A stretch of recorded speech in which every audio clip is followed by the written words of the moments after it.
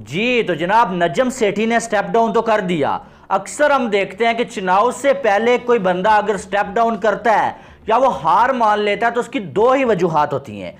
एक वजह उसकी ये होती है कि उसे मालूम होता है कि मेरे जो मुखालिफ हैं वो बड़ी तगड़ी पार्टी है और वो मुझे जीतने नहीं देंगे, या फिर उसके खिलाफ कोई साजिश होती है या उसको ब्लैकमेल किया जाता है। अब नजम सेठी ने अभी चुनाव से पहले ही रात के 1-2 बजे ट्वीट करके अपने ओहदे से जो है वो उतर गए हैं। ठीक है, अब अगर देखा जाए तो इस पे तो हम बात कर चुके हैं।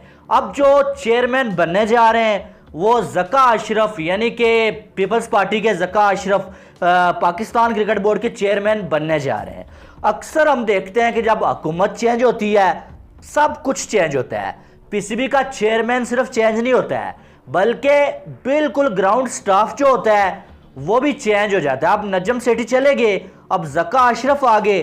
ज़का अशरफ की सबसे पहली कोशिश क्या होगी कि जो जो लोग नजम सेठी ने लगाए हुए हैं उनको मैं उतारूं और मैं अपनी पसंद के लोगों को जॉब पे रखूं। ठीक है, अब अगर देखा जाए तो इससे पहले रमीज राजा ने जो है वो जूनियर लीग जो है वो इंट्रोड्यूस करवाई थी, नजम सेठी आए, वो खत्म हो गई। क्योंकि जो भी पहले वाले चेयरमैन ने किया होता है, जो नया चेयरमैन आता है उसकी नज़र में उस जो पहले वाला होता है उसने सब कुछ गलत किया होता है। ठीक है, नजम सेठी आए, इन्होंने बातें की कि रमीज राजा ने इतना पैसा जो बर्बाद कर दिया, गलत बातें की, गलत काम किए, उन्होंने सब कुछ खत्म किया।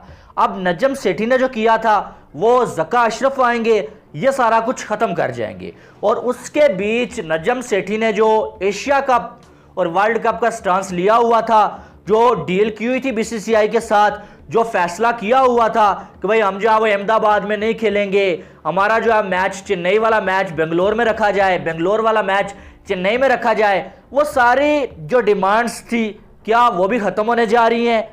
अब अगर देखें ना तो ये एक बड़ी आदत है। आदत क्या है कि जब भी अभी नजम सेठी चेयरमैन थे ना तो ज़का अशरफ और ज़का अशरफ के जो स्पोक पर्सन थे वो सारे के सारे मीडिया वाले जो है वो नजम सेठी को क्रिटिसाइज कर रहे होते थे, भाई इसने ये गलत कर दिया, वो गलत कर दिया।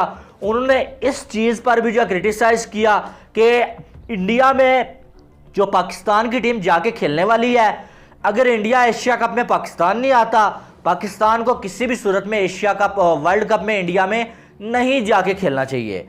ज़का अशरफ का एक इंटरव्यू मैंने सुना था, उसमें ज़का अशरफ ने भी यही बोला था कि अगर पाकिस्तान नहीं इंडिया नहीं आ रहा पाकिस्तान, तो पाकिस्तान को भी इंडिया में जाके नहीं खेलना चाहिए।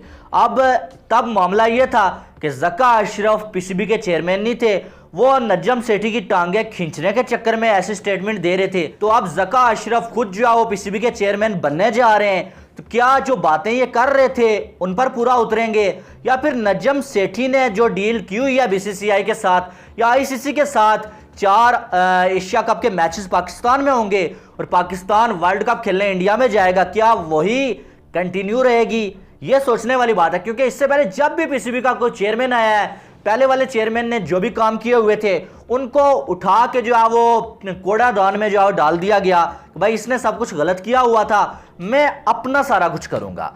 तो अब देखने वाली बात है, बिलावल जो है वो इंडिया में गए हुए थे, तो इंडिया के फॉरेन मिनिस्टर जो हैं उन्होंने भी जो है बिलावल भुट्टो को इतनी जो लिफ्ट नहीं करवाई थी। उसके बाद बिलावल भुट्टो ने वापस आके बड़े जो है वो सख्त अल्फाज यूज़ किए थे। तो अब देखने वाली बात है कि ये ज़का अशरफ बिलावल भुट्टो के ही नीचे जो है काम करेंगे, आसफ अली जरदारी इनको लाने वाले हैं। तो अब क्या ज़का अशरफ जो है वो जो कोई नई डिमांड रखेंगे बीसीसीआई के सामने या आईसीसी के सामने वर्ल्ड कप को लेके, या जो नजम सेठी ने किया हुआ है उसी पर पूरा उतरेंगे? अगर उस पर पूरा उतरेंगे तो फिर इसका मतलब ज़का अशरफ इससे पहले या इनके स्पोक पर्सन जो बातें कर रहे थे वो सिर्फ नजम सेठी को गलत साबित करने के लिए कर रहे थे, बाकी कुछ ऐसा नहीं था। बहरहाल ये बात हकीकत है कि जो ज़का अशरफ आ गए, नजम सेठी को रातों रात चेंज कर दिया गया।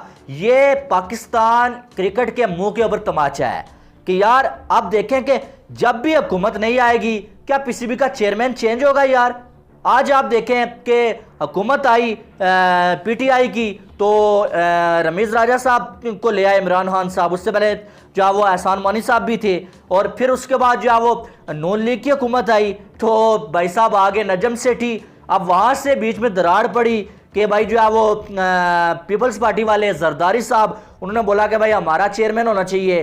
तो नजम सेठी ने अपनी ट्वीट में ये लिखा भी कि मैं जरदारी और शहबाज शरीफ की लड़ाई की वजह नहीं बनना चाहता, ठीक है।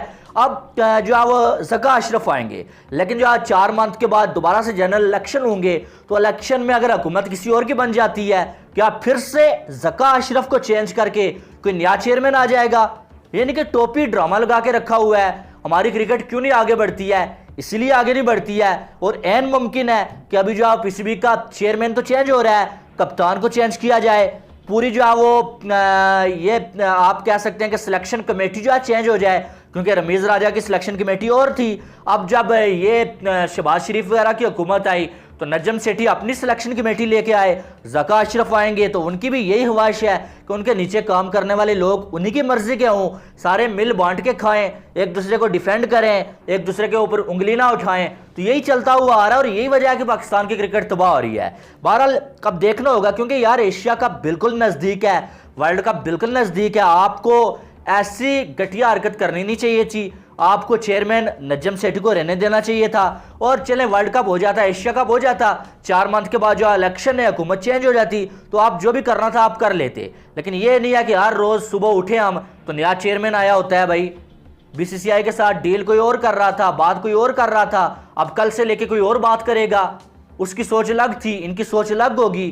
तो ये सोचने वाली बात है। बहरहाल आगे भी इन्होंने बड़ी बड़ी बातें करके अपने पाँव पे खुद कुल्हाड़ी मारी है।